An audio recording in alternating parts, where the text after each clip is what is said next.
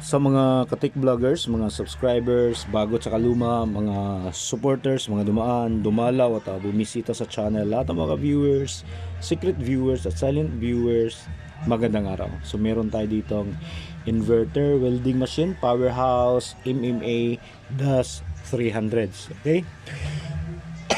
So ito yung lumang modelo dahil ang ginagamit nito na transistor ay hindi pa siya IGBT, ordinaryong N-channel MOSFET pa lang. So itong unit na to, sabi ng may-ari ay 2 or 3 years nang nakatingga sa kanila dahil wala raw piyesang available. So kinuha nila yung piyesang sira,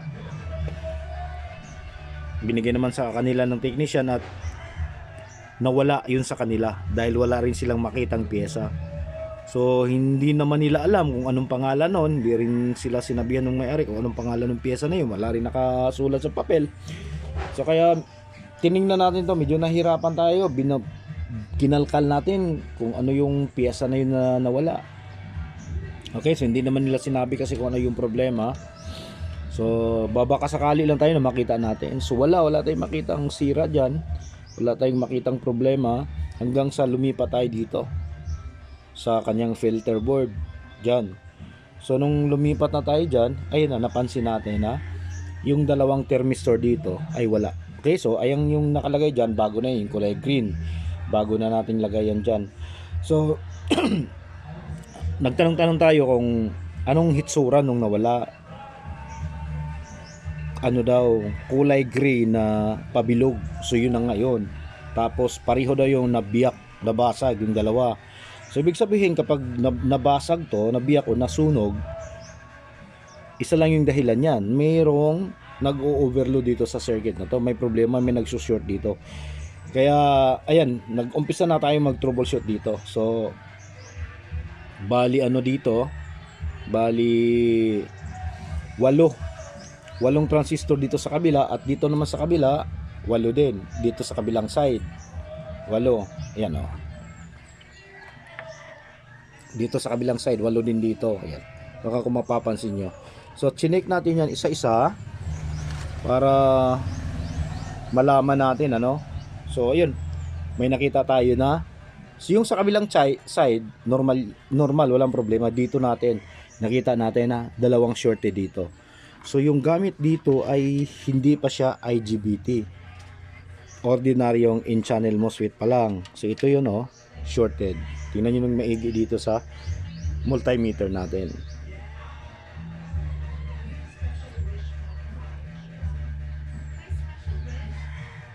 Okay, itong isa.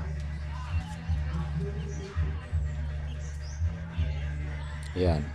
So shorted pareho. So ito yung dahilan, itong dalawa na to, ang dahilan kung bakit pumutok yung NTC natin. IPTC nga pala. So nung time na matapos ko na siyang ma-check lahat at wala na tayong makitang problema at gusto ko na siyang paandarin, so wala pa tayong PTC.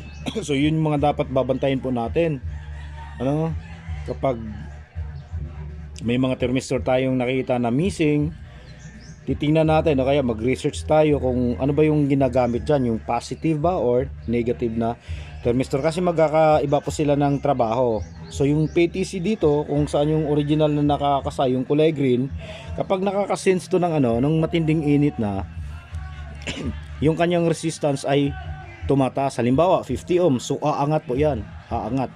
Samantalang dito sa ibang klase NTC, ang NTC kapag nakakasense to ng matinding init, ang kanyang resistance naman ay bumababa. Halimbawa 50 ohms, so bumababa din yan hanggang 5 ohms. So ganun yung kaibahan nila. So ito ang madalas ginagamit to sa sa circuit ay yung tinatawag na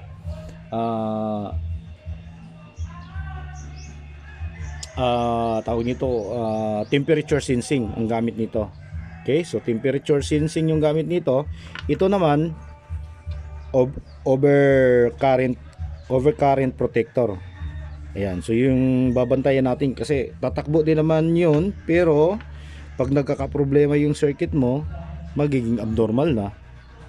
Okay, kasi hindi na niya maibibigay sa circuit yung tamang trabaho kasi iba na yung binigay mo, iba na yung kinasamong piyesa.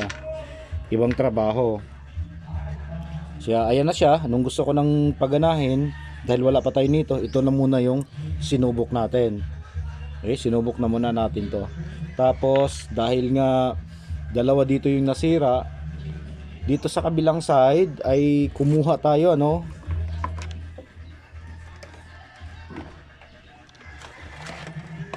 Kumuha tayo dito sa kabilang side. Ayan, so ayan, oh, bakante na. Ayan. Nilipat natin dito. Tapos pinatry natin sa may-ari. Nung matry natin sa may-ari, kontento naman siya sa takbo, normal naman daw. Kaya ayan, habang naghihintay tayo dito sa bago na dalawa na ikakabit natin dito, gagamitin niya lang daw muna tong kanyang welding machine. So ang mangyayari ngayon, kaya binalansin na natin. So yung isa tinanggal natin dito sa kabila, nilagay natin dito, so bali 7 dito sa kabilang side at 7 rin dito sa kabilang side.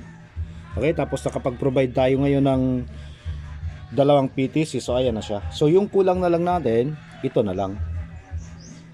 Ayan, yung dalawang in-channel MOSFET.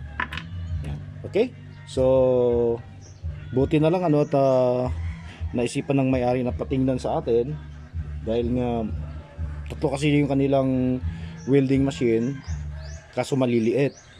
Hindi katulad nito na iba daw talaga yung lakas nito, kahit nasabihin pa na pareho lang 300 ampere yung maliliit nila kasi dito sa malaki, pero iba pa rin daw ito yung lakas nito. Okay, so laki daw ng kaibahan sa paghihinang dun sa mga makakapal at mga malalaking bakal. Ayan. Okay, so ayan, yun lang muna yung mai-share nating araw na to, ano, sa mga baguhan na nag-aaral palang magkumpune, gumawa ng mga ganitong klaseng welding machine, yung inverter type. So hanggang dito na lang siguro tayo, no? So maraming salamat, God bless, at bye bye.